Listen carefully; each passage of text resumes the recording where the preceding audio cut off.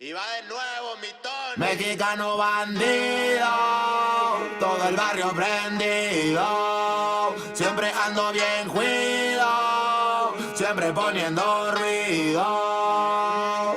Mexicanos al grito de guerra, yo defiendo mi tierra. No me dejo de nadie, yo cuido a los míos, mi raza se aferra. Soy mexicano, esa es mi bandera, yo la levanto por donde quiera. Verde, blanco, rojo hasta que muera. El barrio prendido ya quemó afuera. Soy mexicano, esa es mi bandera, yo la levanto por donde quiera. Verde, blanco, rojo hasta que muera. El barrio prendido ya quemó afuera. Me voy tendido, me voy empinando mi bote, un poco mareado por la bebida y el borlote. Me tiene hasta la riata la gente con su mitote, pero me despreocupo, me pelan todo el garrote. Me para la yota, ya es por mi apariencia, que hay tanto delito, que hay tanta demencia. Yo no cargo nada, no más mi presencia. Pinche puerco joto, atente a las consecuencias. Si nos topa el boy en breve nos para en la calle. No puede salir uno conmigo porque ya hay detalle. No quiere que conteste, quiere que yo solo calle. Quiere mi dinero pero que chinga su madre. A la dica este sistema nos quieren ver abajo, pero tumbar gente quien les dijo que es trabajo. Puro chingar al indio, váyanse mucho al carajo. Loco no me rajo, lo bueno porque se armó la alianza más pesada del país. Todo el mundo ya conoce las rimas de estos MCs. Pa' ponerme más feliz, unos baisas de hachís, mis paisas en el gabacho bien truchas con la polis. Loco en Guanajuato con los ojos bien tumbados, de coto con el quesada, rifando por todos lados. Atento si prendo un blunt en cabina cuando grabo, represento Nuevo León junto a mi carnal el Davo. Cuando voy pa' Jalisco el pasado está olvidado, con el perro de la C bien grifo, pedo y enfiestado. Chécate mi banderón, unido como había soñado, bien bajado ese balón, compa lefty bien bajado. Puro hip hop mexa hasta que amanezca. Pásenme un mezcal y que no se apague la yesca. Ya saben que aquí andamos pilas pa' lo que se ofrezca. Si escribo estas rimas es pa' que se enorgullezca. Verde marihuana, blanca cocaína, roja la sangre que escurre de una nueva herida. Yo salí de la ruina, nunca se me olvida. Con disciplina y respeto sigo en siempre la movida. Ando bien high, la vida es un freestyle. Disfruta lo que hay, vivo entre el bien y el mal, carnal. Crazy life todo el día, viendo live. Pinto tu barda con spray, lo que canto es real. Azules y rojas las sirenas que me persiguen. No suben pa' la virgen, salen todos cuando chifle. Mi barrio no lo pisen, que andamos todos grises. Maldito policía, no quiero que me revises. Prende la mota en canala o en hitter. Ando con mi flota y el dealer. Tenemos lo que se te ofrezca, tú nada más pide. Me dijo mi madre que de la envidia me cuide. Soy mexicano, esa es mi bandera, yo la levanto por donde quiera. Verde, blanco, rojo hasta que muera. El barrio prendido ya quemó afuera. Soy mexicano, esa es mi bandera, yo la levanto por donde quiera. Verde, blanco, rojo hasta que muera. El barrio prendido ya quemó afuera. Ya, ábranse cabrones, llegó el mexicano partiendo sin necesidad de palancas. Todos jugamos en la misma liga, yo soy titular, tú ves desde la banca. Disfruto cada cosa que me pasa, colaboro y mi carrera se levanta. El mismo cabrón que antes no tenía nada se la pasa viajando y dice que canta. Por eso me caga enfermarme de la garganta, pero aguanta, traigo mata natural y humo de planta. 2, 3 cabrones dando lata y yo haciendo más plata. De esto la vida se trata y pa' que sepas no es barata. MC da bolos desbarata con cada escalón que sube. Yo tuve la suerte de hacerme fama en YouTube. Hay 2, 3 raperos de antaño que me bajé de su nube. Los mandé pa' su casa y de premio hasta les pagué el Uber. Si alguien me tira es porque sabe bien que domino el negocio y quiere de mi parte. No quiero darlas de grande, pero si me tiras la neta me toca humillarte. Soy capitán, llevo el estandarte. Somos muy pocos los que hacemos arte. Este flow si es de Marte, tú dale like y comparte. México lindo y bandido, diario a Diosito le pido que me cuide a la familia si un día el cora ya no late. Estoy bendecido porque me cuidan los míos. Orgullosamente me exatamos locos de remate.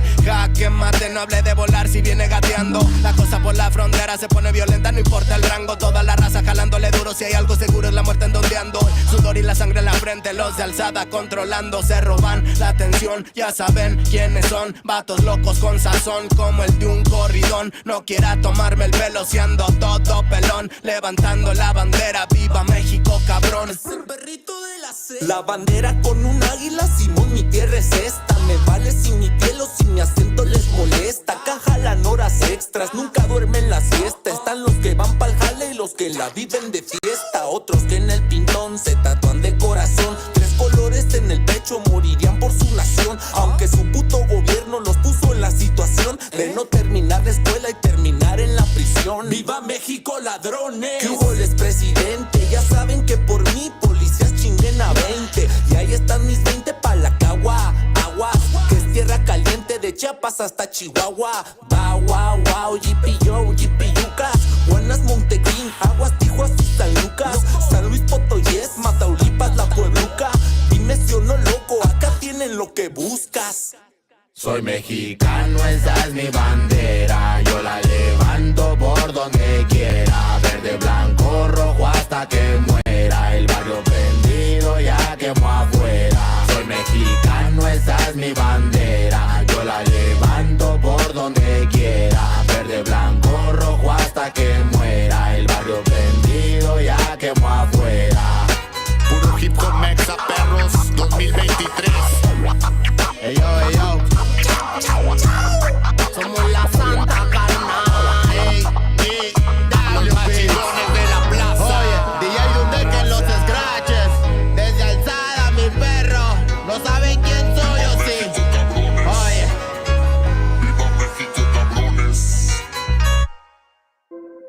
Copyright disclaimer. This content does not belong to Bible Chronicles or claim this intellectual property. The content provided today has and always will belong to the content owner. Bible Chronicles does not have any affiliation with the owner of this property. As mentioned, Bible Chronicles did not intend to make use of any material for the purpose of harvesting gain.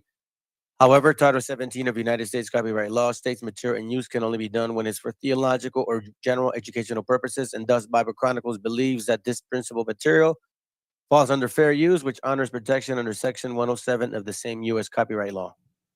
Isaiah chapter 58 and verse 1.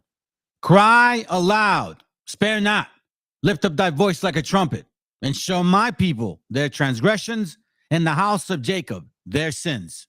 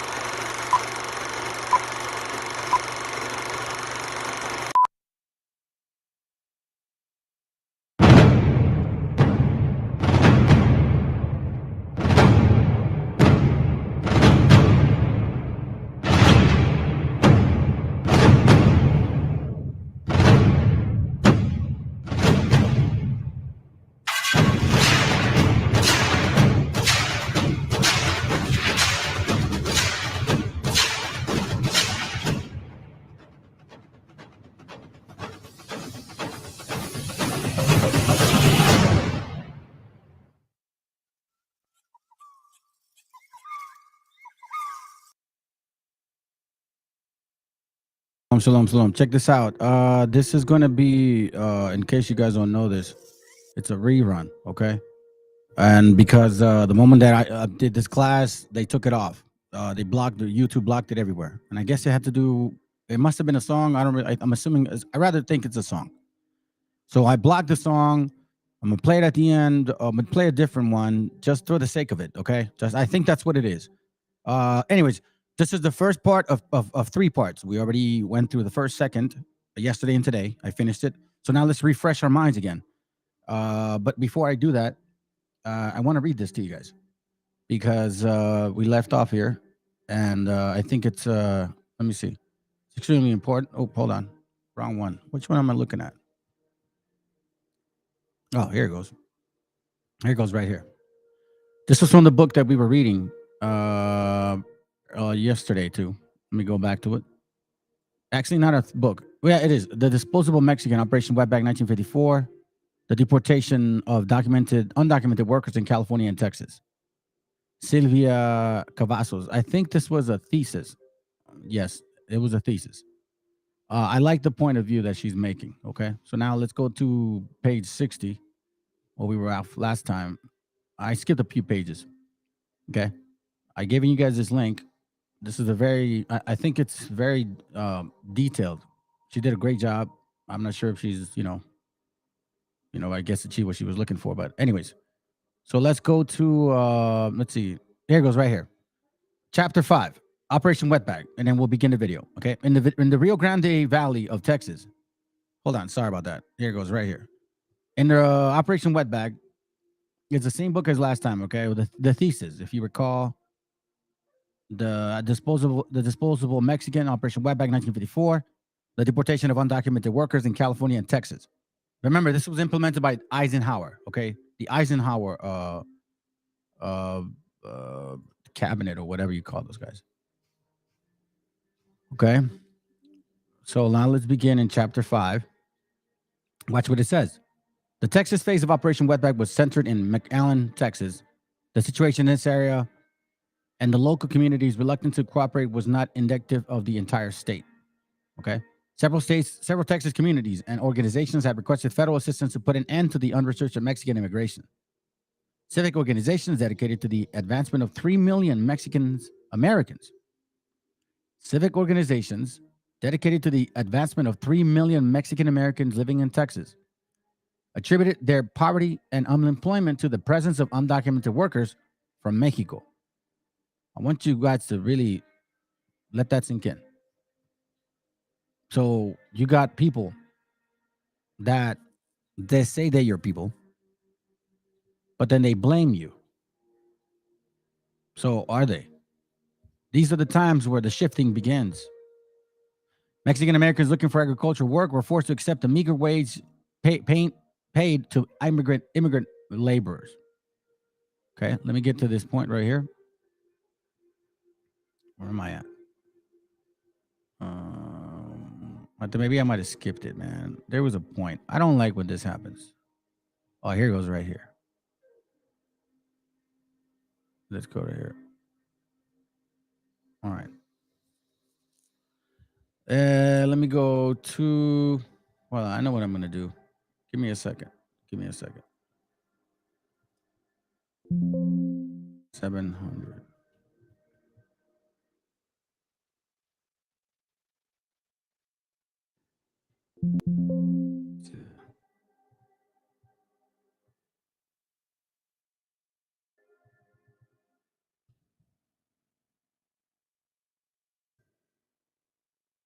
See, give me a second.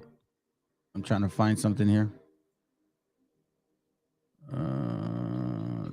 Okay.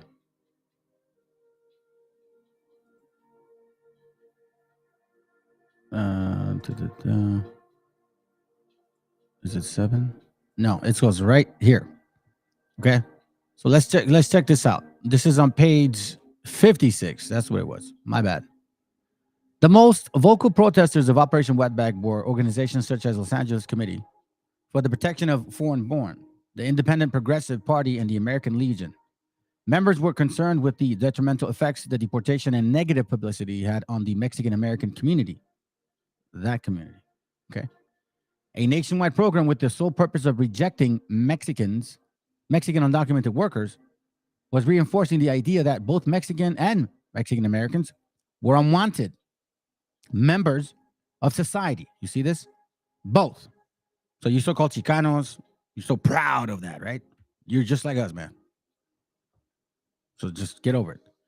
American citizens of Mexican descent, this is such a prestige for you guys, had been caught in the hysteria of the drives and rumors, and the rumors were circulating that many had been deported illegally. The American Legion requested that the Border Patrol agents take extreme precaution in preventing American citizens from deportation. One member quoted saying, "It is better to allow 100 wetbacks, 100 wetbacks." I'm gonna show you something. You guys think this is I take that lightly with what here, I'll show you what this guy said. I don't take it lightly. Not at all. Not at all.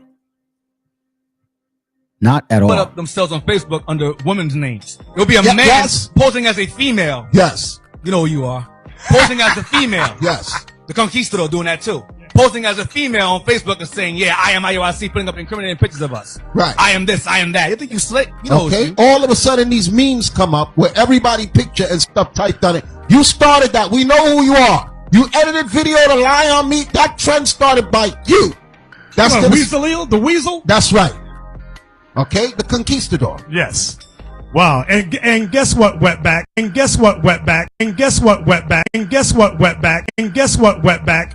We know who you are too. You ain't going to escape.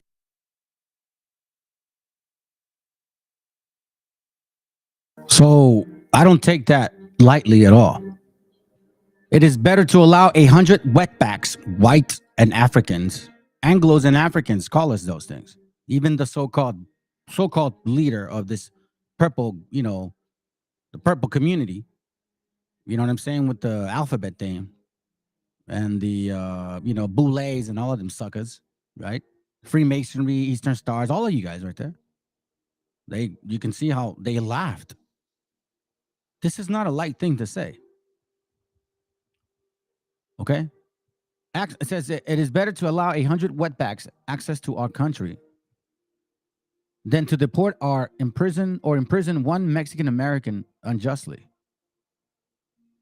In addition to these concerns, the presence of detention centers infuriated civil rights activists who compared them to Hitler's concentration camps.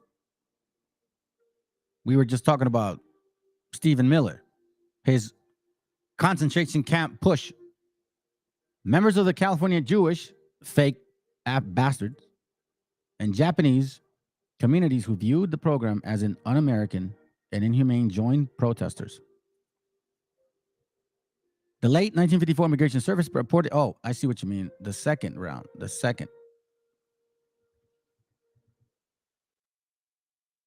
me see. Give me a second. Can we go back? I think it's here. There it goes, right there. It was page 52. My bad. All right, so here we go. The second phase of Operation Wetback began on June 17, 1954. After this date, the Border Patrol began raiding, okay? So you see these images here, and you see the raiding would put us in cages, okay? Just like the scriptures have said, in case you guys don't know this. In case you guys don't know, I'm going to show you. In case you don't know. You see that we are in cages, okay? Right? Watch this real quick.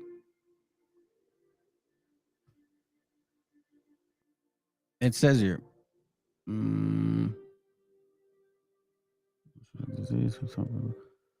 me see if I can find it here, and then I'll see it over there. I'm so used to reading it this way. Here goes, verse 23. Deuteronomy 28:23. And no rain will fall on your ground, and your ground will become as hard as iron. No, that's not it. What? And thy heavens that is over thy head shall be brass. There it goes. And the earth that is under thee shall be iron. Brass. Cages. It'll be over you. Brass. The cars were made out of iron back then. You see this here? The deportation. Okay. This is what it means. Locking you up in holes. See that you're this is not a, this is from up, the lights are up there, like the you know what I'm saying? This is not a joke. Look.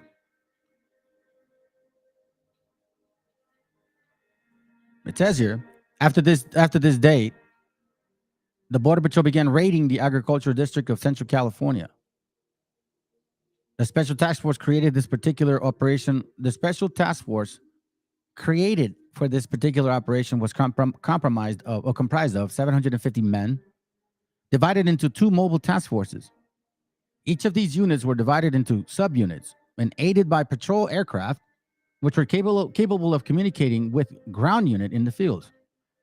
Within 2 days, these task forces had surpassed earlier goals of 1,000 arrests per day.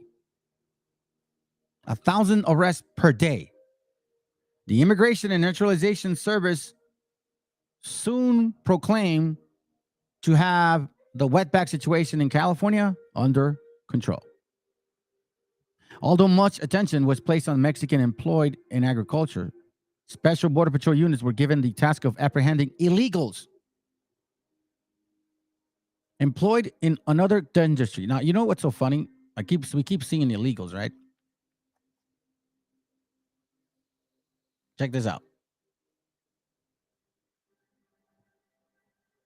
Lamentations 5 and 2, it says, our inheritance is turned to strangers, because the Most High allowed us to come to this land. So then we could serve him as best as we could. Here, the 4th part. Our inheritance is turned to strangers. Now, you could also translate that into, now someone else claims that they're the people of Israel. Our houses to aliens. And now they, so-called, are the house of Israel. And they call us aliens. Now, if you look at it just for what it is, our inheritance is turned to strangers, meaning the land. Our houses, our very own property here, where we sit here on this land, this northern part of America with our brothers and sisters that we belong to, this continent, us indigenous people. Now our houses belong to aliens, but they call us aliens. Illegal aliens. Employed in industries. Beginning in June 17, 1954, a special unit stationed in Los Angeles began raiding the city's factories in search of undocumented workers. Within 11 days after the initial raid, Los Angeles unit had succeeded in apprehending close to 3,000 industrial laborers. When news of the raid began to spread, Mexican workers, fearing capture and deportation, chose to stay home from work and risk starvation. The California Roundup, which lasted until June 26, 1954, about 9 days, were responsible for the deportation of close to 52,000 undocumented workers. Of those 52,000, 10% were employed in industry. Earlier successes in California and Arizona were immediately publicized by the media and helped garner the support for the operation and Border Patrol. You know, I find this so interesting. This is, hold on, again, this is I'm going to do the rerun video, but I'm obviously interjecting here for a second, and I find it so interesting, family. You know, I find this so interesting because if you really consider what we're looking at, right? Hold on a second. There it goes. If you consider what we're looking at, what we're reading, okay? Take full consideration of what we're reading. This has been going on for years. All right? Been going on for years. Deportation, media frenzy. Every 4 years, when somebody runs for president, we have history now. 1917 fumigation bathhouses. 1930 Repatriation Act. 1950 Operation Wetback. And then many, many other ones. Securing Community by Obama. Clinton, after Clinton, all of these guys. Because it was Ronald Reagan that technically passed a law where my father actually got, quote unquote, citizenship. After that, so what I look at is, are you guys not aware of what you're saying to our people consistently, without consideration, without remorse? Round up and lasted 9 days and were responsible for deportation. This is what you guys are saying again. Of close to 52,000 of our brothers and sisters who are technically of this land, where in reality, you are the effing aliens. The nerve of you to use the papal bull of 1454 and 1493 in 1823 in the U.S. Supreme Court to win a case in order for you to then consider the takeover of 1846 and 1848. The nerve of you. So in reality, that law that you so-called passed is based on not state. It's based on religion. So you passed the law through the Supreme Court based on religious belief, but yet now you exclude religious beliefs because you force people to vaccine themselves. You see how twisted and stupid you guys really are? But that's not my concern. Vengeance is of the Lord. What I'm trying to knock into some of our people's heads is, do you guys not realize what you are being told year in and year out? Do you guys not pay attention to what your children are listening to? Does that not make any sense to y'all? European senators, exactly. Does that not make any sense to you guys? Your children are watching it. They're listening to these things every 4 years. Now, why am I saying this? Why is this important? Because I'm about to play the video. Because of this, family. This hasn't stopped. And quite frankly, we need to be in this position. Deuteronomy 28:1, and it shall come to pass, if thou shalt hearken diligently unto the voice of the Lord thy God, to observe to do all his commandments, which I command thee this day, that the Lord thy God will set thee on high above all nations of the earth. That's why when you read this here, 1 Corinthians 2:9, it says, but as it is written, eyes had not seen nor ear heard, neither have entered into the heart of man, meaning the mind, the things which God had prepared for them that love him. That love him. What would be prepared? Deuteronomy 28:2. All the blessings shall come unto thee and overtake thee. And if thou shalt hearken unto the voice of the Lord thy God, blessed shalt thou be in the city, blessed shalt thou be in the field. Meaning your work, your business, your endeavors. Blessed shall thou be blessed shall be the fruit of thy body, meaning your children. The fruit of thy ground, meaning what you actually harvest. The fruit of thy cattle, the increase of thy kind, the flock of thy sheep. Blessed shall be thy basket in thy storehouse. Blessed shalt thou be when thou cometh in, and blessed shalt thou be when thou goeth out. Now, I'm going to tell you something. This is the most beautiful blessing in the entire world, because when it's really more of the mind, the blessing of the mind. Operation Wetback is a lie. You know what's also a lie? You know what's also a lie? The Willie Lynch letter is a effing lie. The Willie Lynch letter is a effing lie. You have the nerve to come here and say that Operation Wetback never happened. But we see it happen. It happened to my family, okay? In case you don't know this personally. But I'm going to tell you this right now. The Willie Lynch letter is a lie. Oh, yeah. And I'm not afraid to tell y'all. Because guess what? You people, you guys here, you Canaanites, right? You guys, oh, that's right. That's right. The light. You Canaanites. You actually think that, oh, my God, this really happened to us. No. That's not true. It never happened. This is how ridiculous that book is, okay? When you actually read it, it does nothing, no historical writing similarities of the 1700s, okay? First of all. Second, the person named Willie or Lynch, anything related to that person, was in 1820-something or 1830, okay? Third, there's a Gopher server in the 90s, which was then available, which is called AOL, in case you don't know, CB, whatever you are, all right? Well, in that Gopher server, people were uploading documents, and that's where that document came. Nobody really knew where it came from. The Willie Lynch letter was just uploaded. Now, it was familiar since 1970, but it was finally uploaded in 1990. And after that, it took over, and you saw it in movies and music and all your rappers and what's his name again? That actor? Supposedly, the whole Willie Lynch one. Yeah, I'll show you. Look, first of all, I want to point this out for a second, family, because I love idiots. I really do love idiots because they technically bite their tongue. Look, right here. You are welcome to watch this. The Willie Lynch letter is a effing lie. FKN. The Willie Lynch letter that never was mailed. The letter that Willie never mailed. Okay? I got proof, documentation. Go ahead and watch it. So now we see this guy here. What is it called? Denzel and the debate team, debate movie, whatever.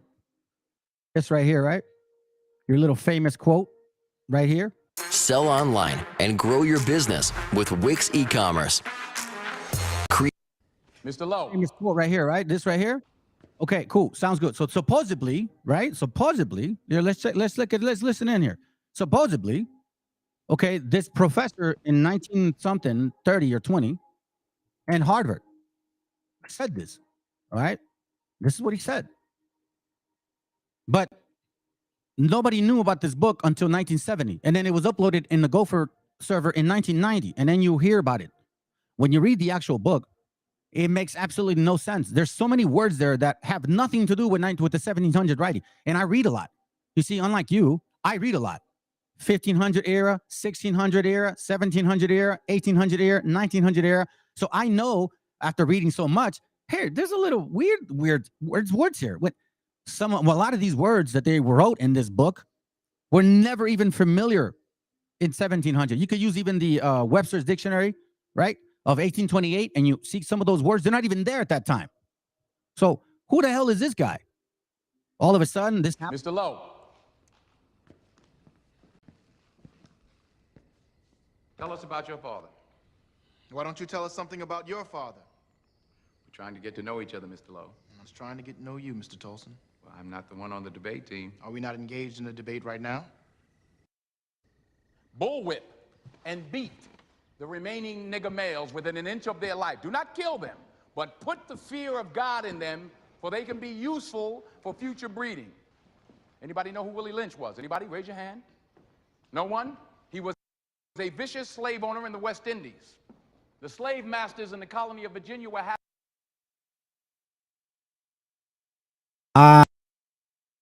All lies. Every single one of those is a lie. Operation Wetbag is not a lie. Your Willie Lynch letter is a lie. That never happened to you guys. As a matter of fact, I even know who the buck breakers were. It was you guys. That is the term of mayate. Mayate means homo, a man that has sex with men, but thinks he's not gay. So you guys are the biggest pushers of that in jail. So in reality, you are the butt breakers. One thing I've learned about you people is that you like to twist history and make it to where there's empathy behind it or in front of it. When in reality, none of that shit happened. The Rosa Parks, they got that from the 1719 gas bath because the Rosa Parks was actually planned.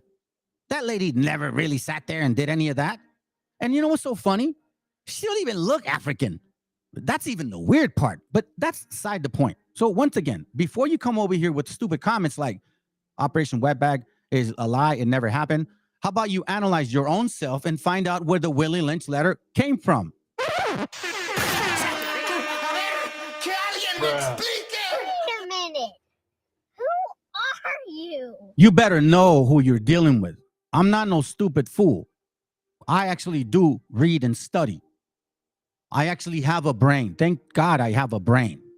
Unlike some of y'all.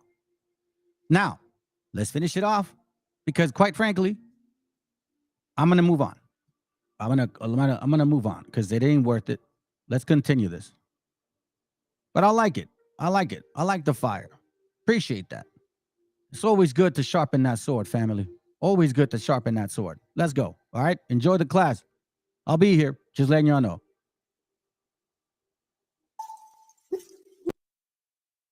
Alrighty. Lord willing, y'all doing well. Good morning. Nobody's watching, so it's good. Excuse me. I'm not your favorite since it's Sunday. I guess you guys are looking for entertainment. And maybe you may get entertained today. Who knows? Anyhow, I see that some brothers or sisters signed up, subscribed, I guess, after I was with Brother Yakusha. I appreciate you guys. As I mentioned before, and I said it in his channel, neither one of us are asking for any kind of incentives or incentivizing or any, donations or anything like that. The word of the Most High shouldn't cost you guys a damn thing. If anything, it's already expensive, to be quite frank with you, to study. It is.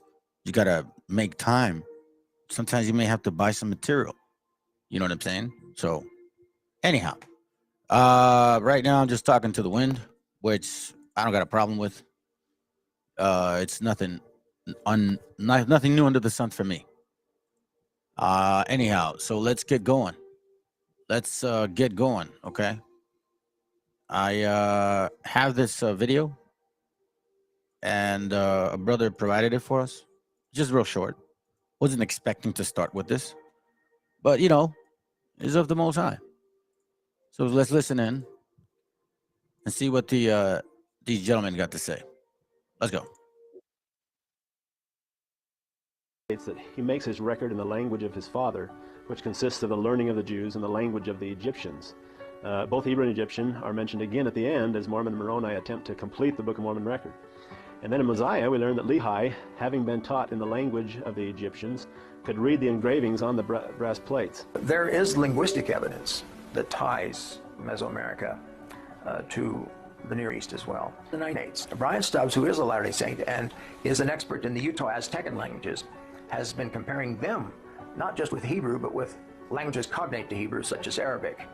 And he has concluded that there are a lot of remnants of the Hebrew language that one can find in the Uto-Azteco language. As a linguist, I have found considerable evidence of Hebrew and Egyptian in at least one language family, Uto-Aztecan. I have not yet published my findings for the linguistic community. The Uto-Aztecan language family is a language, about 30 related languages that are descended from what linguists call Proto-Uto-Aztecan. Their geographic location ranges from Idaho in the north to Mexico City in the south, basically. There are a few dialects in other places. About half of them are in the southwest United States, the other half are in Mexico. Actually, what I find in Uto-Aztecan is two different dialects of Northwest Semitic and quite a bit of Egyptian that has the same sound correspondences as one of those dialects of Northwest Semitic. Northwest Semitic is the branch of Semitic that Hebrew comes out of, Hebrew and Phoenician and so forth.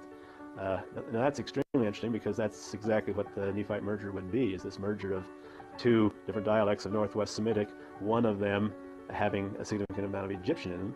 And so it's extremely consistent, in fact so consistent that the probability of that happening by chance would be very low. Another thing we need to keep in mind about the Mulekites is that we don't know how they got here, except they obviously crossed the ocean somehow, but the Phoenicians were the prominent seafaring people of that time near Palestine. And in fact, the fact that the people of Mulek named their main waterway the river Sidon, well, Sidon is a major port city of the Phoenicians. We do have archaeological evidence that Mesoamerican peoples actually did move north and settled in the American Southwest, mostly in the area of Arizona, New Mexico.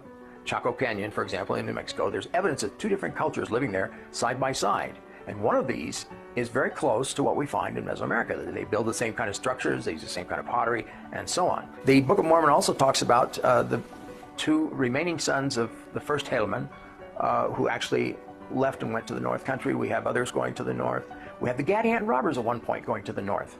First of all, it might be good to know that Uto-Aztecan is not really all that far from the Mayan area. In fact, some dialects, Aztecan dialects, are actually south of Mayan areas. Some Pipil is located in various places around the Mayan area.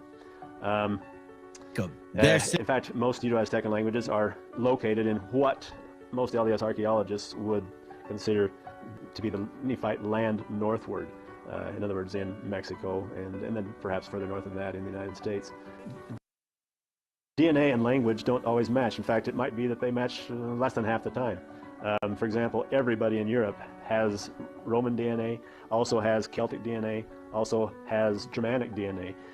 Even though those were three separate people, they've mixed enough being in the same area that geneticists cannot isolate Celtic DNA, for example, nor Germanic DNA. There's simply this European DNA that's a mixture of everything. And so peoples in the Americas could well be descended from Book of Mormon peoples, even though they are not speaking languages descended from Hebrew or Egyptian.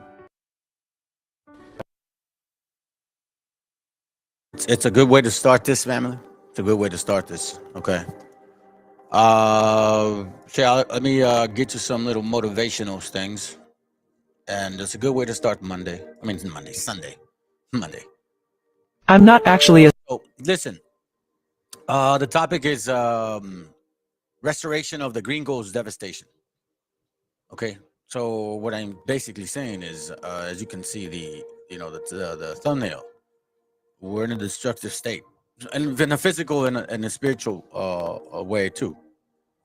So let's begin. Let's begin. All right. Again, I don't mind teaching to the wind. Not at all. I appreciate the individuals that helped me with that. A lot of these prophets, I'm not saying that I am. A lot of these messengers, man, a lot of people ignored them. Like right now, look, absolutely. It's been 13 minutes and there's only one view. And that's probably me because I'm monitoring it. So I don't know if it's the algorithm. There's 343 subscribers. I'm gonna I'm assume that you guys are all busy today. It's a very important day for y'all. It keeps learning in and out, huh? Anyways, let's begin, man. I'll shut up now. Let's go. Let's begin. A symbol of... Sorry, and it's gonna be 2 parts. Okay, so I'm only gonna go 1 hour, and then I'm taking off. Peace. Let's go. Freedom and democracy. Hello, I'm the Statue of Liberty. I represent Lucifer, the light bearer, sent to lead humans astray. My crown's 7 points. The 7 deadly sins I encourage you to indulge in. My torch? Lucifer's light I shine to misguide you. The freedom I offer isn't freedom under God, but from God. For centuries, I've been part of a hidden Luciferian agenda. When France gifted me to America, it seemed an act of friendship. But it was a Trojan horse, a brilliant scheme to insert sinister symbolism into the heart of the world's greatest democracy. Few know the truth, that I secretly welcome demons and pagan gods to the new world. Under my skirts, witches gather and chant by moonlight, weaving spells to bind the souls of this nation. In my right hand, I hold chains and shackles, not a torch. My face is stern not because I'm determined to enlighten the world, but because I'm focused on humanity's enslavement. But now you know the truth. Spread the word, before my evil scheme achieves its wicked ends. Be sure to follow for more eye-opening truths. What other theories should I share? And you guys think I'm kidding. I'm not. Not at all. Not at all. Watch this real quick. Again, I'm only going 1 hour and then I'm out.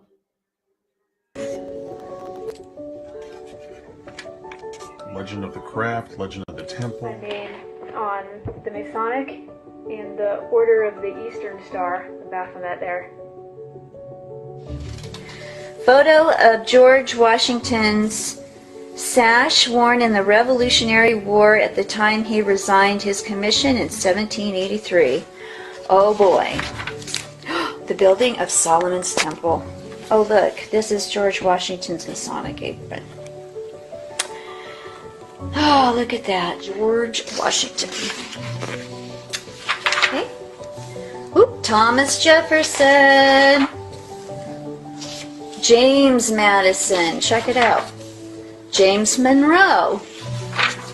Andrew Jackson. Here you have Masonic presidents of our country. Masonic presidents. I'll zoom in here so you can read a little bit better. George Washington, Mason. Thomas Jefferson, James Madison, James Monroe, Andrew Jackson, James Knox Polk, James Buchanan, Andrew Johnson, James Garfield, William McKinley, Theodore Roosevelt, William Howard Taft, Warren Gamaliel Harding, Franklin Delano Roosevelt, Harry S. Truman, Gerald Ford, the fatherhood of God, the brotherhood of man. There you have George Washington with a nice all-seeing eye radiating down over the White House. Nice imagery there. The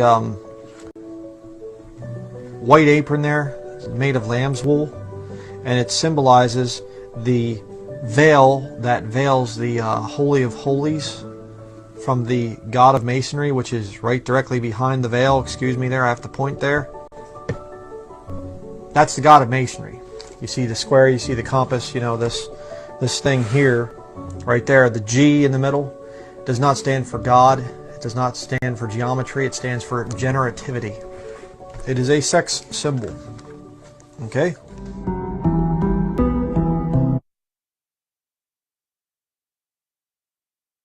You guys think we're kidding? We're not kidding. Absolutely not. Let's go. It's gonna scare you. If it ain't scaring you now, it should be scaring you sometime. You know what I'm saying? Well, are you guys gonna believe it or not believe it? Again, honestly, it's not even up to me to decide. Most High either gave you ears to hear, eyes to see, or he didn't give you the damn thing. Those are facts. Let's go. For the international order that we have worked for generations to build. Ordinary men and women are too small-minded to govern their own affairs. The order and progress can only come when individuals surrender their rights to an all-powerful sovereign.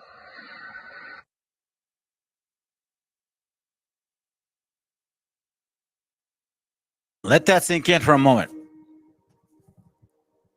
Let that sink in for a moment.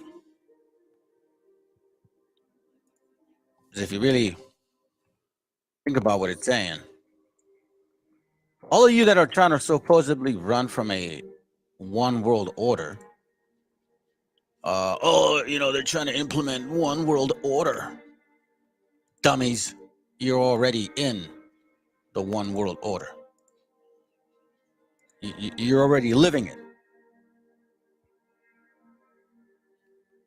But, some of y'all, who cares, right? Look, 0. It's all good, man. I love it. Love it. Let's go to some scriptures real quick. It just comes to show me, man, that all of you guys that are subscribers and stuff, you know what I'm saying? Oh, it's my bad. That's not the right one. You're searching for entertainment. Entertainment, which is okay. There's a few brothers and sisters out there that do care. And those are the ones that we're trying to reach out to. So let's see. Let's go to this real quick. Ezekiel 16.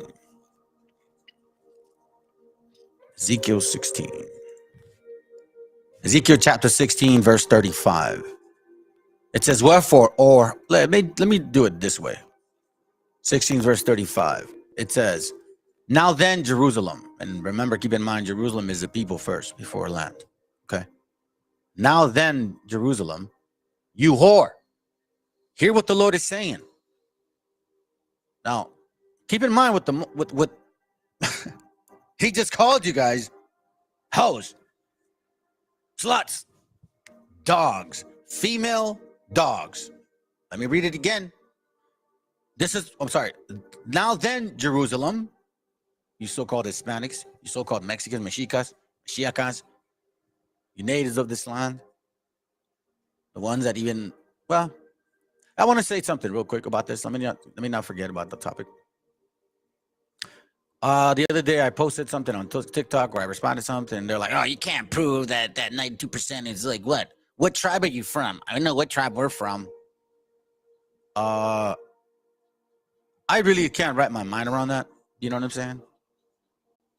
The ignorance of trying to say that I'm pretty sure we look, I've met a lot of natives that look just like us, So I'm assuming this particular one is a $5 one. Who knows? Anyhow, going back to this. Now then, Jerusalem, remember Jerusalem is a people first. You whore. I want that to sink in. You whore. Hear what the Lord is saying. This is what the sovereign Lord says. Matter of fact, let me do it this way. You guys pick up on the Bible too. Okay. It's your job too to read it, fam. Can't just allow me to like read it. You guys don't check. Now then, let me read it again from the top. Now then, Jerusalem, you whore. Hear what the Lord is saying. This is what the sovereign Lord says, meaning the Most High. You stripped off your clothes, you whore, and like a prostitute, you gave yourself to your lovers, to all your disgusting idols, and you killed your children as sacrifices to idols. Now, there's a deep verse right there. There's a lot to say. Strip the clothes off like a prostitute. Stripping your clothes off is you literally just, you have no shed. You have no hedge, You have no hedge around you. You're completely open to all of these doctrines. Doctrines of devils, like, for example, we got Halloween coming, Thanksgiving, Christmas, and a lot of you are still celebrating these things, which makes absolutely no sense because none of that you'll find in the scriptures. But this is a Christian country. How Christian are you? You stripped off your clothes, meaning you let go of your heritage. You let go of the wisdom that the Most High gave us. I really laugh at you BHIs that say, oh, we're the salt of the earth. We are the greatest. The Most High didn't pick y'all, or didn't pick Israel because they were the fastest, strongest, best dancers, best musicians. That's not what it was. He picked Israel for the least of in any sense, but the sincerity in Israel, the willingness to follow and love the Creator unconditionally. That is the wisdom of discipline. So let me just say that. So you stripped your clothes. You stripped off your clothes, meaning your heritage. And like a prostitute, learn not the way of the heathen. You guys go out and I'm going to do Christmas like everybody else. I'm going to do, matter of fact, I drove around yesterday, right? And I could see a lot of these clubs. I could see the temptation. It's very tempting to be out there. A lot of attractive women, a lot of music, a lot of sound, a lot of lights flashing. You know what I'm saying? The stuff that we didn't really grow up in. You know what I mean? A lot of us grew up in a very tumultuous home, and there was no kind of peace of mind. And if there was any entertainment, there had to be alcohol involved, and usually that ended up in an alcoholic fight and whatever. So now you grow up and you see all of these things, right? So anyways, I could see the attraction, but at the same time, you could see the evilness. It's just going to be promiscuousness. And, a lot of these people, maybe they don't go out and get so-called laid, but a lot of the people do. Body counts is like the thing of the new nowadays. Let's go again. You stripped off your clothes, and like a prostitute, you gave yourself to your lovers. These doctrines of devils, Christianity, at every level, BHIs now, Muslim stuff, esoteric beliefs now, atheists even to the point. You got Virgen Maria worshipers. You guys are walking on December 12th. You guys are already getting ready to crawl your way to some idol that doesn't talk, move, or anything. Again, like a prostitute, you gave yourself up to your lovers and to your disgusting idols. And you killed your children as sacrifices to idols. By you bringing us also in a spiritual way to these heathenish religions, you've sacrificed. You've given us to them. You've given your children to these religions. Because of this, I will bring all your former lovers together. So this is talking about a generational thing. And every slave, every let's say the four kingdoms, right? He's going to put it all together at once. This last one's going to be all at once, all from the, when we tell the book of Daniel talks about the four kings. This is going to be all combined. Because of this, I will bring all your former lovers together, combined. This is why Babylon is the worst of all and the weakest. Now, this is funny because if you guys are Christian believers, just a side topic, you say that America is the greatest country ever built. But yet the scriptures say that the first empire, right, which is the Babylon, was the gold head. And as nations came, empires came, we're at the feet now. You're not the greatest ever. You're the worst. You're the worst empire ever. Because of this, I will bring all your former lovers together, from Sodom and Gomorrah to homosexuality to promiscuousness to capitalism, because there's an evilness to it. I'm not a socialist or a communist, whatever you guys want to call it, but capitalism is survival of the fittest. I have to take from others in order for me to make it. That's just the unfortunate fact of the way the system is built. Just a fact. It says here, now, because of this, I will bring all your former lovers together, the ones you like and the ones you hated. Because of this, I will bring all your former lovers together, the ones you liked and the ones you hated. Hey, shalom, Chilo. Yeah, this is it, bro. This is that kingdom, all combined. It is. I will bring them around you in a circle. Are they not in a circle? I mean, do we not know about Psalms 83? Is that not important anymore? And my anger and fury, I will punish you with death.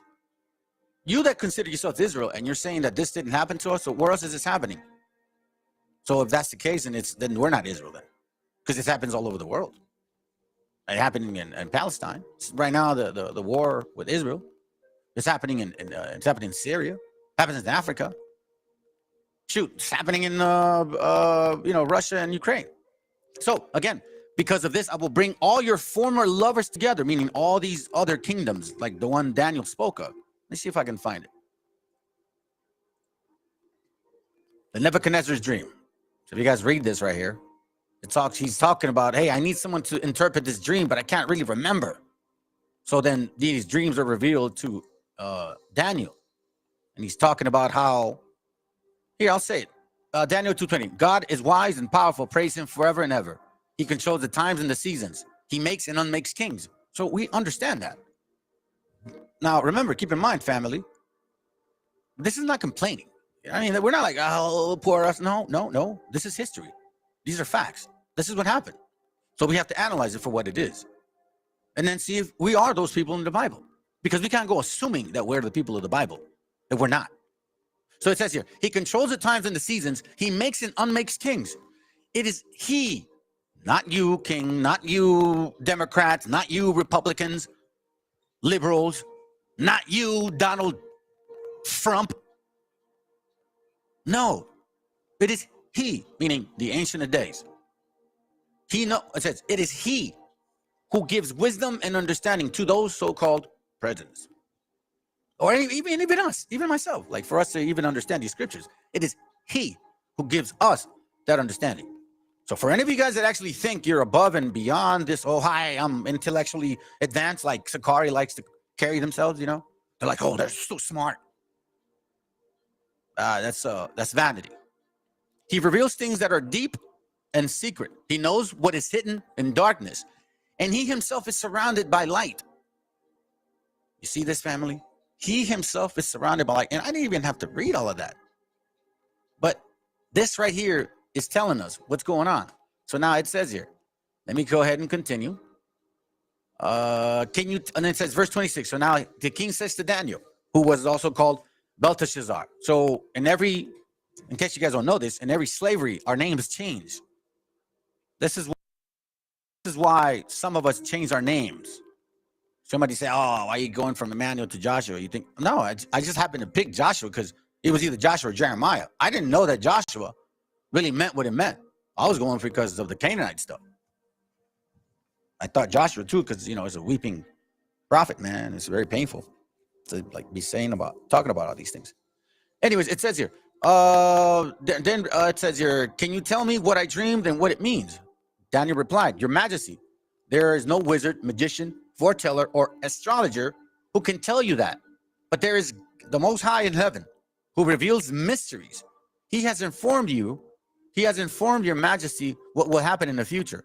Now I will tell you the dream, the vision you had while you were asleep. While Your Majesty was sleeping, you dreamed about the future. The God who reveals mysteries showed you what is going to happen. Now, this mystery was revealed to me, not because I am wiser than anybody else. See, this is so important right here. And for you brothers and sisters that I've talked to, and I'm not talking about anybody particular, okay? Just don't take it offensive to anybody, just saying in general. Now, this mystery was revealed to me, not because I'm wiser than anyone else. This is exactly what I mean. I'm no better than y'all. Absolutely not. I came from the gutter, man. I was one sofa away from being homeless because I was a very heavy, crazy alcoholic. Lost my family 6 years because I couldn't take care of them. Those are facts. I suffered. So what I understand, it's not because I'm better or smarter. No, I'm just like you guys. But for whatever reason, the Most High just allowed me to see these things. No praises. He's taking me out of that fight, man, that fire. I mean, I'm not saying it never stops. It just, at first, it's like the Gavin Evangel. You know, at first the fire's strong, like, shh, it's burning you, man. And then once it's starting to get molded, you don't need to fire it as much. Now you start dipping it in water, shh, cool it down, shape it up again, shh, shape it up again. That's just what's going on. I'm getting fed water now. There's still pain, don't get me wrong. But again, not because I'm wiser than anyone else. He says, but so that your majesty may learn the meaning of your dream and understand the thoughts that have come to come. Now, this is important. Not because I'm wiser, so that the Most High can reveal itself through maybe some of us. Then you can see who you are according to the Bible. Then you can start having empathy for your people, not the ones you think are your people. No, for your people. Because a lot of us are still corrupted in our minds. We are in the system. We are in the quote, quote, matrix. Then it says here, but so that verse 21. Your majesty, in your vision, I saw you standing before you, a giant statue, bright, shining, and terrifying to look at. Its head was made of finest gold. Remember this. Its chest and arms were made of silver. That's another kingdom. The first kingdom is gold. The other kingdom is silver. Its waist and hips are bronze. Its legs of iron. Its waist and hips of bronze. That's another kingdom. So as you can see, well, let me keep going. Its legs of iron. That's another kingdom. And its feet partly iron and partly clay. So as you can see, as we progress, right? As we progress, we start seeing a demise of this power, of this kingship. So the first king, this right here, was the finest of all. His head like gold. The second kingdom, which is Persia Mede, they're lesser than gold. The waist and hips are bronze. That's, let's see, hold on. 1, 2, 3. Let me make sure I'm remembering. I haven't touched this in a while. Fine as gold. The chest and arms is another. The waist and hips and bronze is another. The legs and iron is another. But the legs of the, I see. So there's 5 here. But if you consider the feet partly of iron and partly of clay, it's part of the iron.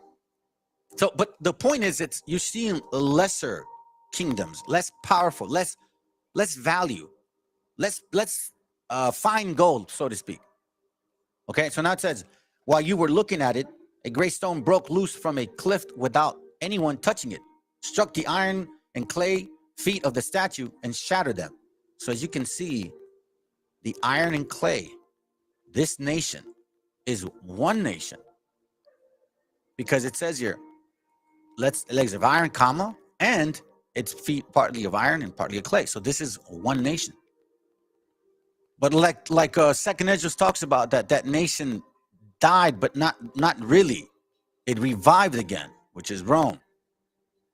Now, let's see, at once the iron, clay, bronze, silver, and gold crumbled and became like the dust on the threshing places. So now, what am I going? Let's go back to this real quick so we don't lose a point. Verse 37. Ezekiel 16:37. Because of this, I will bring all your former lovers together.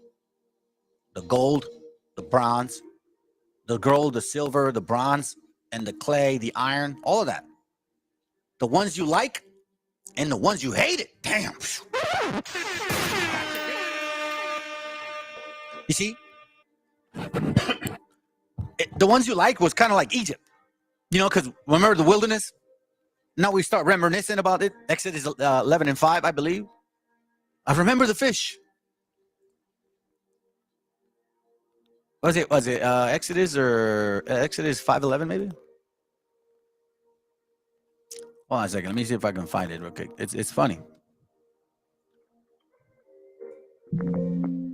Exodus. Numbers 5:11 and 5. We remember the fish, right? In Egypt, we used to eat all the fish we wanted. It cost us nothing. Remember the cucumbers, the watermelons, the leeks, the onions, and the garlic we had? But now our strength is gone. There's nothing to eat at all to eat. Nothing but this manna day after day. You see what I'm saying, family? Oh, you complainers, man. Y'all complain, man. Y'all complain too much. It's funny, man. It's funny to me. We're just very complaining people. It says here, let's go back. Verse 37, it says, behold, I'm sorry, that's right, this translation. It says, because of this, I will bring all your former lovers together, the ones you like and the ones you hate, like the Assyrians, Nebuchadnezzar, and everybody after that. I will bring them around you in a circle, and then I will strip you off your clothes, and them see you naked. I think that's beautiful. Here's why. Oh, wait, hold on. Let me finish reading it. My bad. It says here, I will condemn you for your adultery and murder. And in my anger and fury, I will punish you with death. So watch this real quick. A lot of us ignore this. A lot of so-called Hispanics love this dude right here. Obama's baby's mama. The new Operation Wetback. Immigration and mass incarceration in the Obama era. Operation Wetback. No. Secure communities. That's what it means. Secure communities. Let me do this real quick. Secure communities. So you can see it better. It says, last week, Representative Luis Gutierrez joined a demonstration in Washington, D.C. to protest the refusal of President Obama to use his executive power to halt deportation of the undocumented. Gutierrez's arrest came only 2 days after Obama had addressed a conference of the National Council of La Raza. Here, I'm going to put up the link here. Y'all enjoy it. There it goes right there. Okay. Gutierrez, let me see. Gutierrez arrest came only 2 days after arrest came only 2 days after Obama had addressed a conference of the National Council of La Raza, conveniently forgetting the history of civil rights struggle that made his presidency a possibility. Obama reminded those attending that he was bound to uphold the laws on the books. Watch this. With over 392,000 deportations in 2010. More than any of the Bush years. Do you guys understand that? I need you to look at what I'm saying here. This man, this heathen, this lover of yours, deported almost 400,000 of our brothers and sisters. More than the Bush years. I thought it was just white people doing this. Oh, hey, what's up, bro? Hey, Messi, man. What's up, bro? Shalom, bro. Yeah, bro.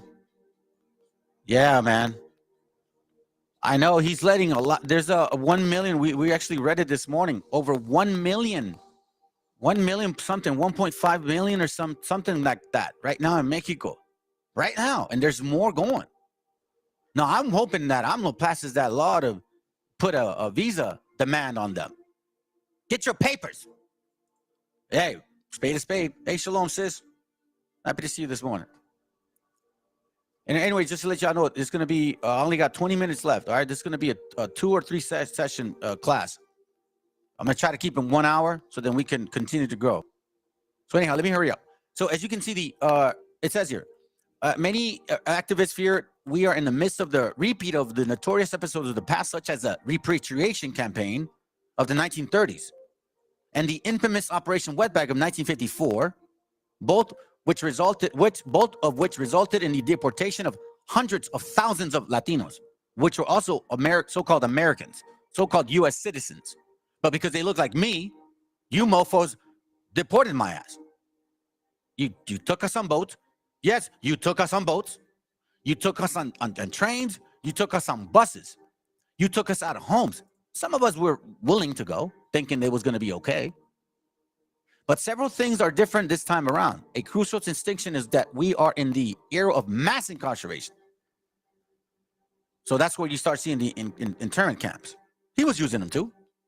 Not only are there undocumented being deported, many are going to prison for years before being delivered across the border.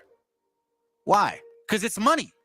The more people have access to, like, let's say if I'm institutionalized, then I become a commodity, because these institutions are publicly traded at the stock market.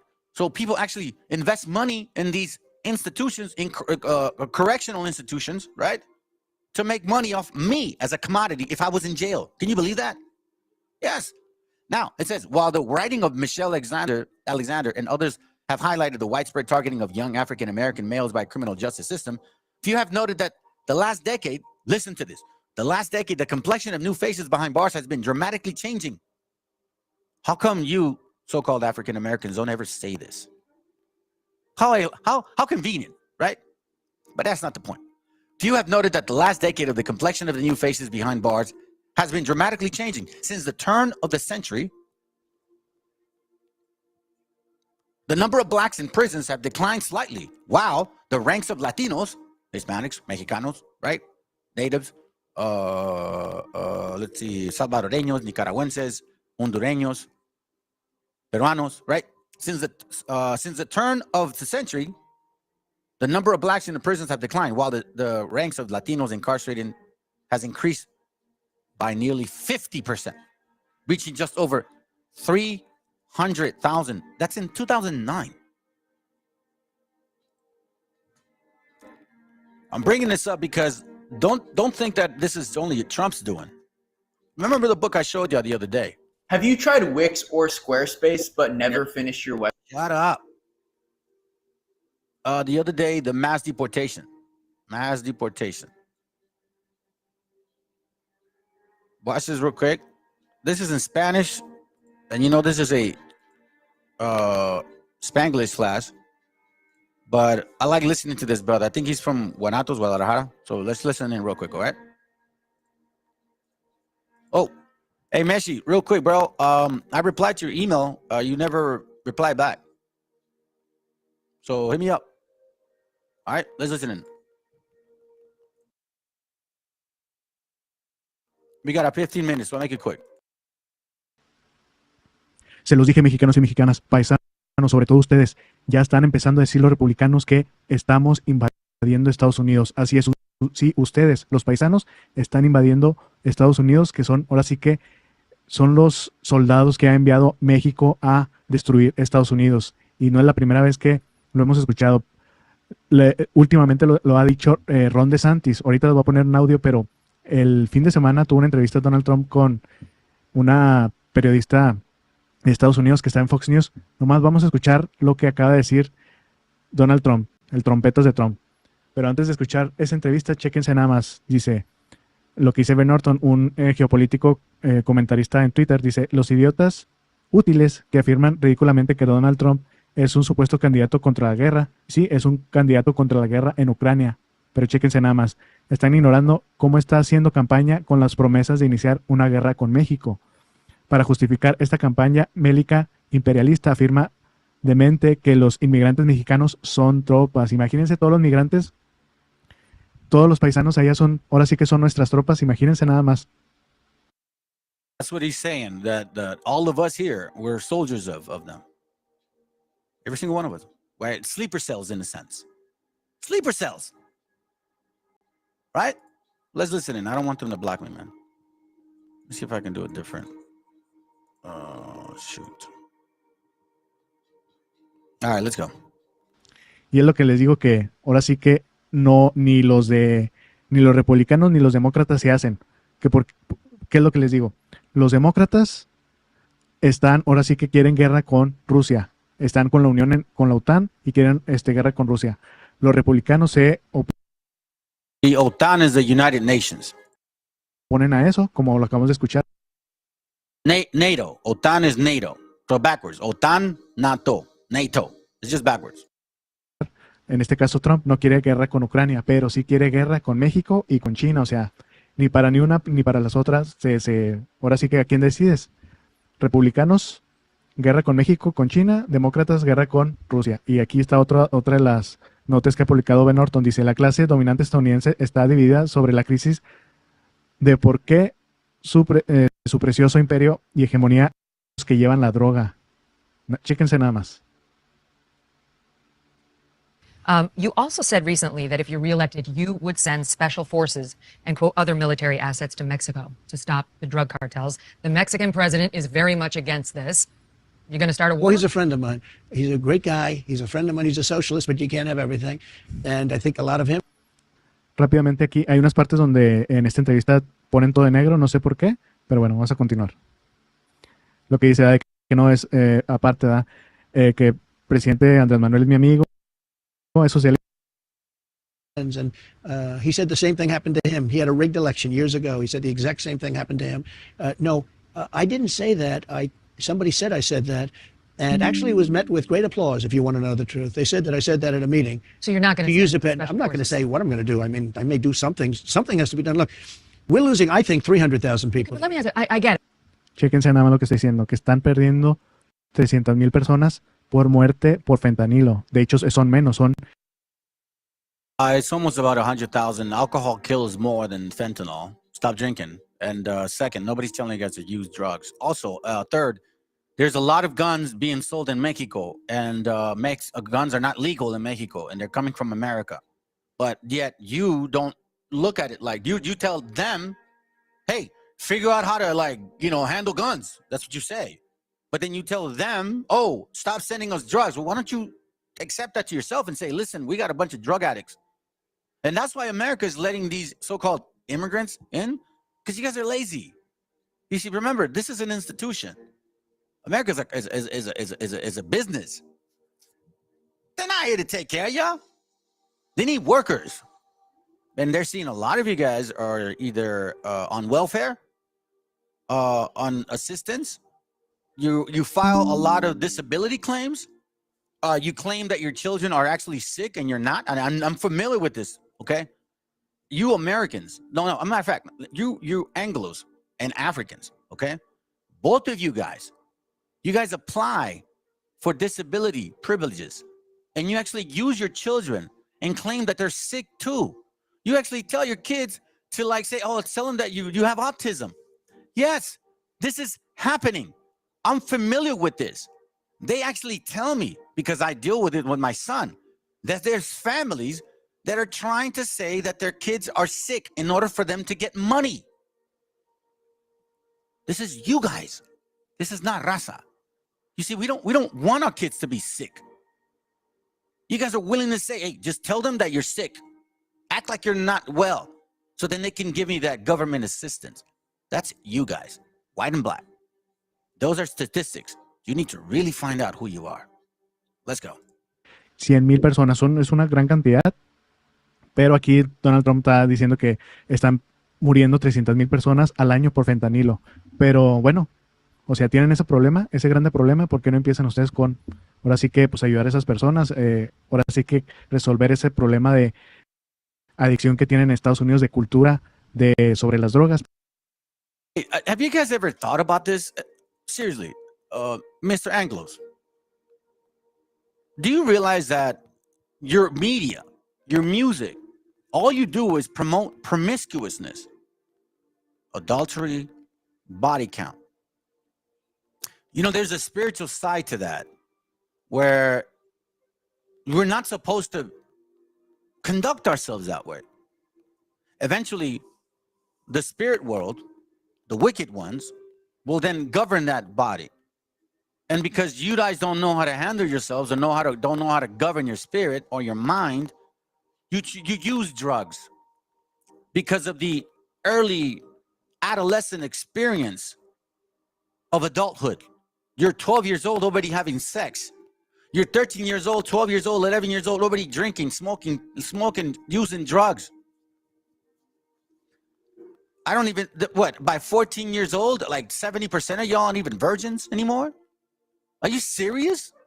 And then you want to say, we got a problem because we're a nation full of drug addicts. Yeah, because of your debauchery. It's a spiritual thing. And we're starting to see it end. All praises to our Creator. Pero bueno, como ya saben, lo más fácil es echarle la culpa a nosotros, a México, y pues ahora sí que lo que quieren los republicanos, que es la batuta que traen ahorita, pues invadir a México, invadir.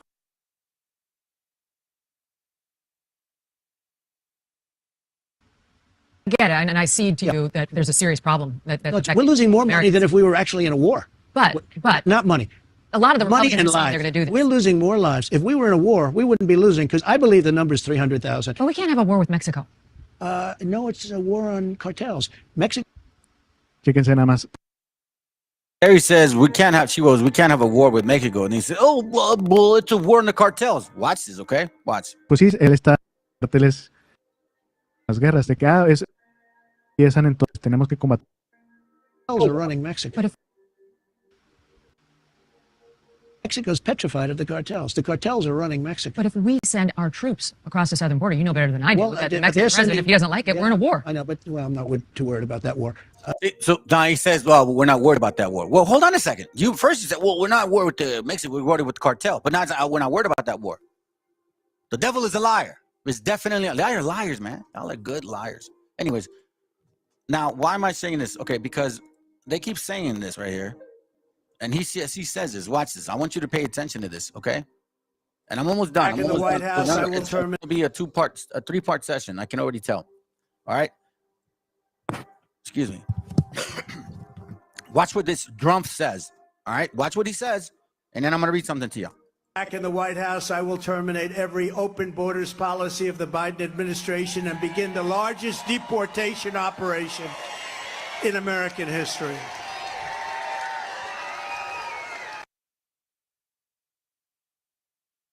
That largest deportation in American history is this right here.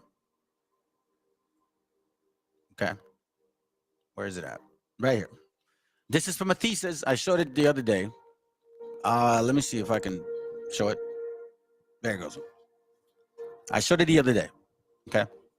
And I'm just going to read real quick. Sorry. I'm going to read real quick what she says here. Operation Wetback.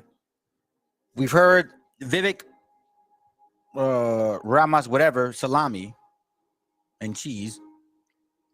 We heard him say this. So now let's read this. The first phase, matter of fact, as you guys know, I share all this. There's no secret. It says here, the first phase of Operation Wetback, okay? Faced with the continued escalation of the Cold War, the Dwight D. Eisenhower administration did not initially want to become involved in the wetback controversy.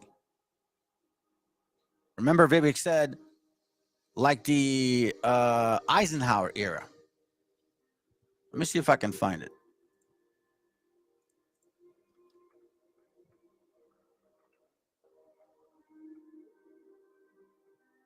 Watch this real quick.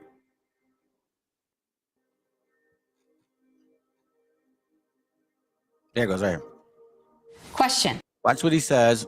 Remember, faced with the continued escalation of the Cold War, the Dwight D. Eisenhower administration did not initially want to become involved in the wetback controversy. Anti-immigrant groups desperately seeking an immediate solution to the issue, were forced to actively court the administration's attention. The most vocal of these groups came from the direction of California's Imperial Valley. The Imperial Valley of California, much like the Rio Grande Valley of Texas, was an area where commercial growers had become heavily dependent on the labor of undocumented workers from Mexico. An article in the Reporter stated that the undocumented workers had cost the Imperial Valley close to $250,000 every year in the county care cost. Local officials asked Governor Earl Warren to both reimburse their financial losses and begin the restricting flow of immigrants from Mexico. Since the issue dealt with international relations, Warren turned to President Eisenhower. Eisenhower would have preferred to have ignored Warren's request for federal assistance, but when the voices of opposition grew angrier and louder as the problem continued, Eisenhower found that he could no longer neglect the issue. Eisenhower, the president's advisors, urged him to at least demonstrate concern for the problem in California and issue a public statement. Eisenhower, I want you guys to really remember that name, who had never studied the problem of illegal immigration, but was concerned about the continuing amicable relation with Mexico, asked U.S. Attorney General Herbert Brownell, biggest mistake, to look into the border situation. Brownell was unfamiliar with the controversy as Eisenhower and chose to educate himself by embarking on an inspection tour of Southern California.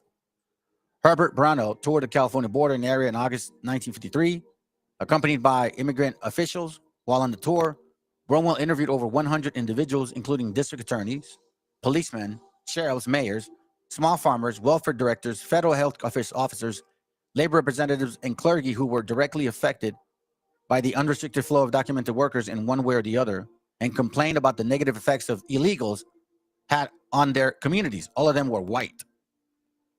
Yes. You Anglos. Okay? He got the opinion about you Anglos.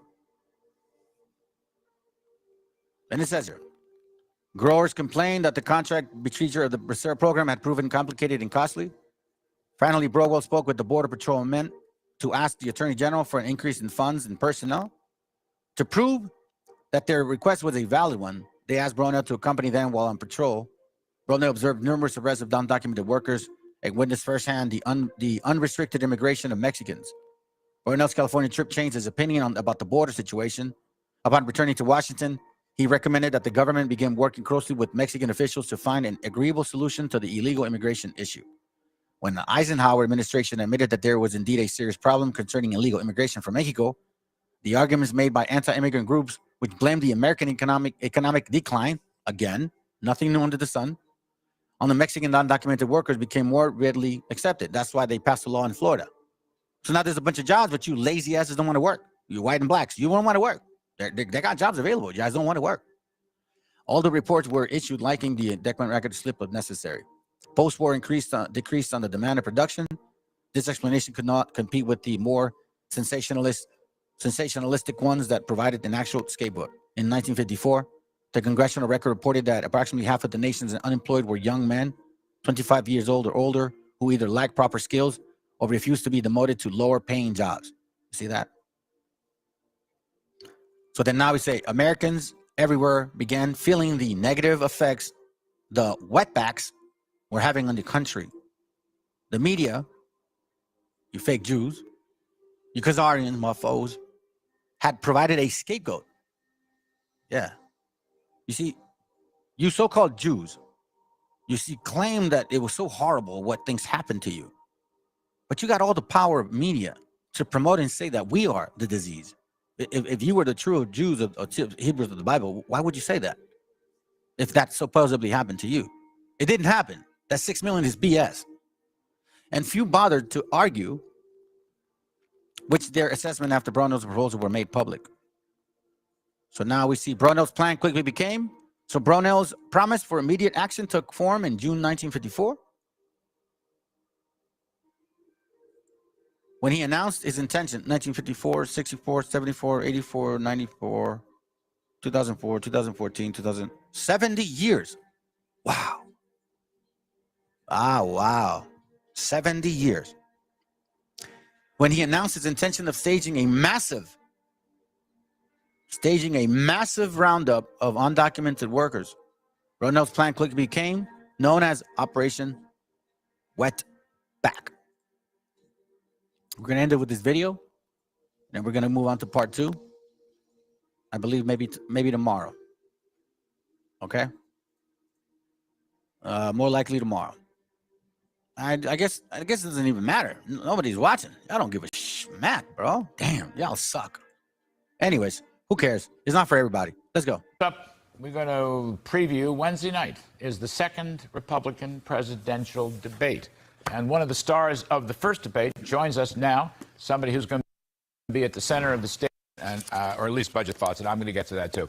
But Vivek, headlines, besides this ABC poll, headlines will be asked for specifics how to handle the border and how to replace Joe Biden's catastrophic failure.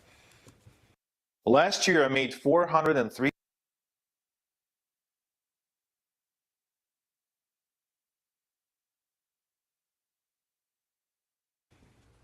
So look, I think Biden has been a national disaster, a border crisis of historic proportions that we haven't seen, a triple whammy of rising prices, rising interest rates, and flatline wages that we haven't seen since the Carter era, weaponization of the DOJ to corruption at the highest ranks. There's no doubt about it, Larry, that Biden is that national disaster.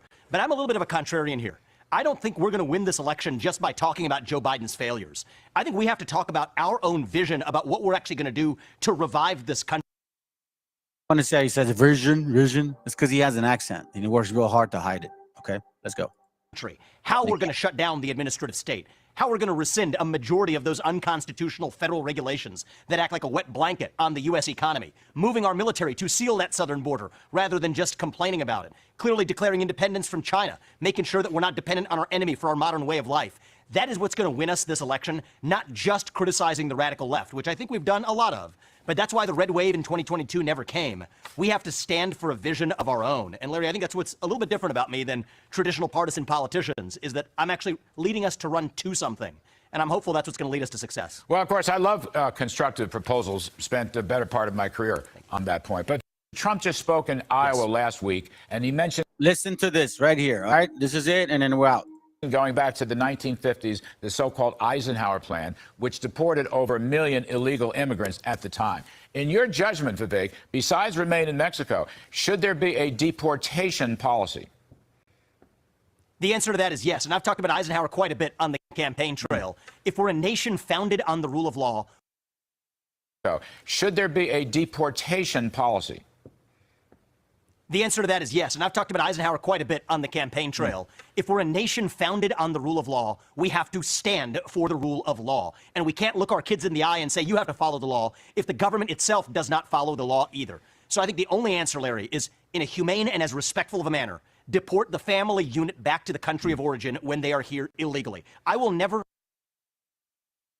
Family, the Eisenhower plan is the wetback operation plan, okay? The Eisenhower plan is the wetback operation plan.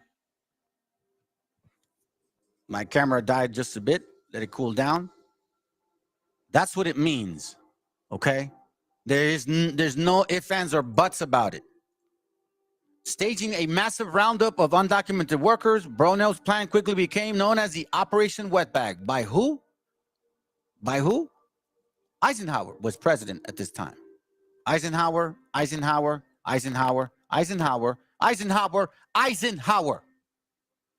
Okay? This is what he says. Eisenhower quite a bit. At the time. That's what it means. The Eisenhower program is Operation Wetback. You guys really want that? Some of you U.S. citizens were deported in Operation Wetback. In case you don't know. See how come it's not working. There it goes. All right, anyways. So let me finish it with this, and then we out.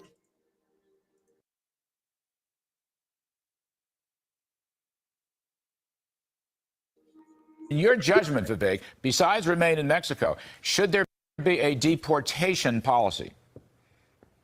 The answer to that is yes. And I've talked about Eisenhower quite a bit on the campaign trail. If we're a nation founded on the rule of law, we have to stand for the rule of law. And we can't look our kids in the eye and say, you have to follow the law, if the government itself does not follow the law either. So I think the only answer, Larry, is in a humane and as respectful of a manner, deport the family unit back to the country of origin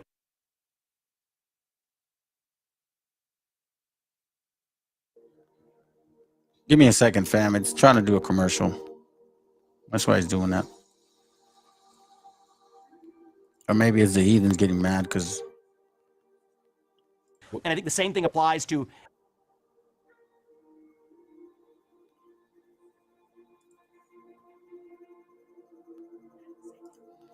Give me a second. Give me a second. I don't like this.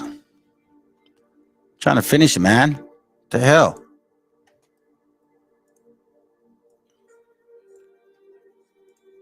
Legitimate, legal, ethically, and are here illegally. I will never break apart families. I'm a pro-family person. But you have to take the family unit and return them back to the country of origin. I support, of course, the Remain in Mexico policy. I support finishing the wall. But I would go further than Trump did on those measures, Larry. I think we have a legitimate, legal, ethically, and morally justifiable use case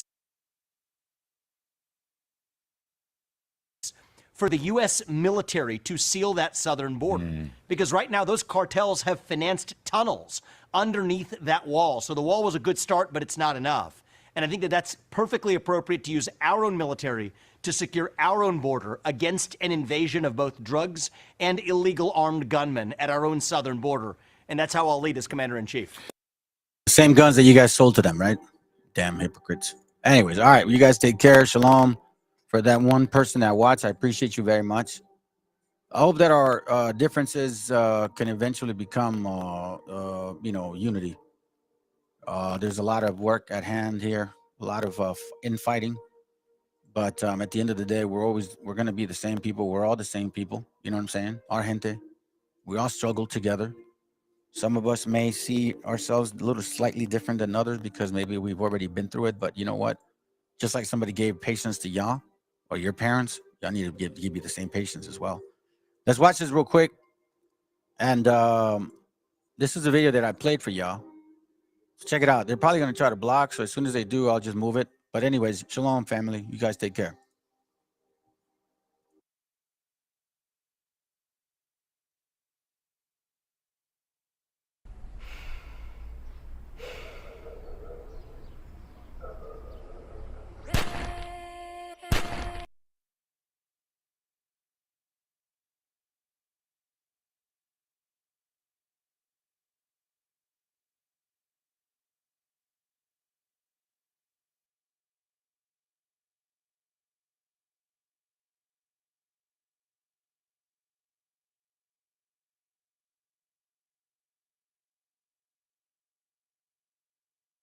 Soy Lu. Antes de esta...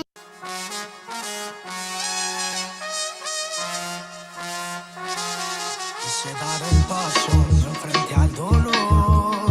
Donde había gris empecé a dibujar color.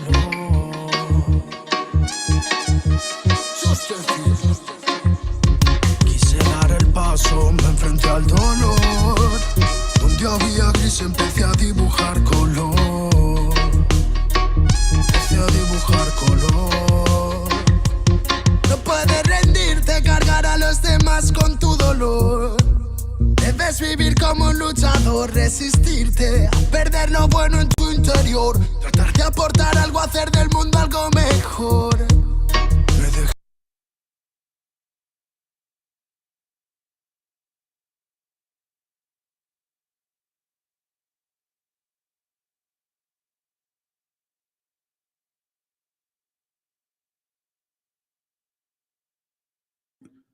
Hold on a second. Hold on a second. Hold on a second. Hey, testing. 1, 2, 3. Okay, cool. I want to answer this here. You see, this is what I'm talking about, idiots. Okay, so whoever you are, this is what I mean. This is what I mean, fam. Look how stupid they are. Okay, so this person here then references IUIC, has knowledge that God has given them. Okay, so they push the 12-tribe chart, but then this same person says that's a lie. What do you think your people come over here for? They're coming for resources. Black people have done all the field work. We're not doing it anymore. You Negroes have never done any field work. Stop lying. When have you guys built anything? You didn't build America, okay? Or else you would still be doing it now. Instead, you're stealing. And then you go here and say this. Your people, right? But yet you believe in IUIC. You see, I'm not of any camp. I'm not saying you're my people. So you're confused. You're in those camps. So you hate the Hispanics in there. Your people come here and being taken care of from our taxes. Negro, please, you don't have a job. People have a right to be upset with all your people coming here through the back door getting freebies. You know, and I find it so funny because, well, how can I say this? You know, you're actually exposing yourself.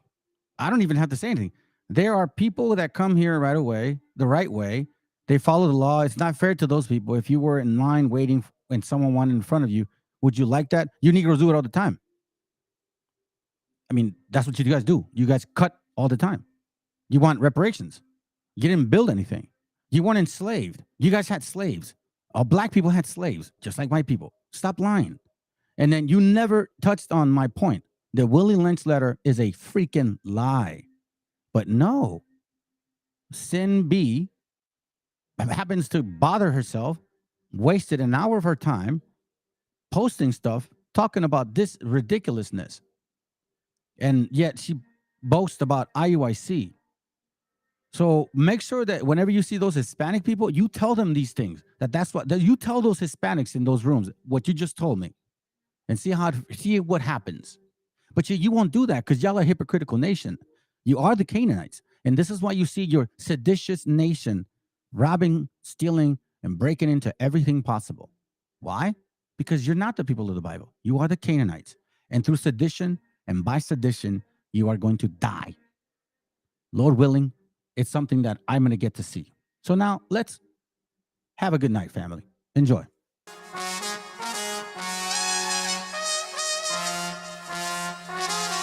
Quise dar el paso enfrente al dolor. Donde había gris empecé a dibujar color.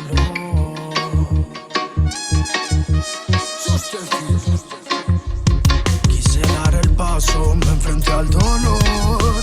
Donde había gris empecé a dibujar color. Empecé a dibujar color. No puedes rendirte, cargar a los demás con tu dolor. Debes vivir como un luchador, resistirte a perder lo bueno en tu interior. Tratar de aportar algo, hacer del mundo algo mejor.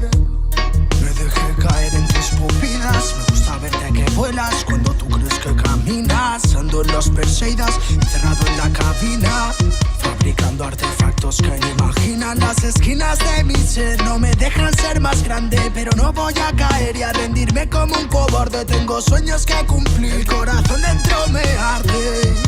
Puede que mañana sea tarde. Te vi marchar, cuando me enteré tú ya no estabas. No debí esperar, no debí buscar. No me encontraba, no. Quise dar el paso, me enfrenté al dolor. Donde había gris empecé a dibujar color. Empecé a dibujar color. No puedes rendirte, cargar a los demás con tu dolor. Debes vivir como un luchador, resistirte a perder lo bueno en tu interior. Tratar de aportar algo, hacer del mundo algo mejor. Te gusta pensar que siempre podrás escapar de la tormenta, pero no puedes saber cuándo vendrá. Temes el dolor, pero alimentas las cosas que te hacen daño y crean inseguridad. Andas con la sensación de ser realidad inmensa, pero te sientes pequeño ante cualquier adversidad. Sigues tu criterio, crees saber lo que otros piensan, pero no eres capaz de comprender su complejidad. Pensar te hará dudar de lo que veas, lo que sientas. Serás la parte de ti que más alimentas. Tendrás que combatir el dolor con todas tus fuerzas para poder amar limpio y no dañar al que está cerca. ¿Cuántas veces me perdí por buscarme donde no era? ¿Cuántos momentos sentí ser de otra tierra, de otra era? Tanto tramo me perdí por correr tras quien no me espera. Tan condicionado por el miedo a que no me quisieran. Cuando el alma vive hostil, el cuerpo busca la manera de fingir, pero no empiezan a surgir fronteras. Barreras que no te dejan seguir, pero que hacen feliz si las superas. Me enfrenté al dolor, donde había gris empecé a dibujar color. Empecé a dibujar color. No puedes rendirte, cargar a los demás con tu dolor. Debes vivir como un luchador, resistirte a perder lo bueno en tu interior. Tratar de aportar algo, hacer